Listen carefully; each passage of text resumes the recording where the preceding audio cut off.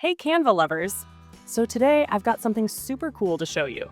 How to create a professional looking logo using Canva's built-in AI. Ready? Let's dive in. All right, first step, head over to the left-hand menu and click on Canva AI. From there, choose Design for Me and then select Logo as your project type. Now, here's where the magic happens. The prompt.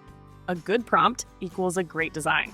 So to help guide the AI, I actually used ChatGPT to craft a prompt based on an eagle logo I had as inspiration.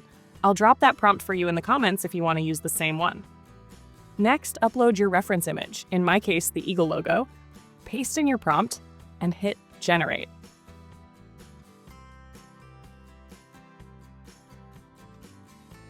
And boom, in just a few seconds, Canva AI will give you a selection of awesome logo designs. And honestly, some of them looked even better than my original.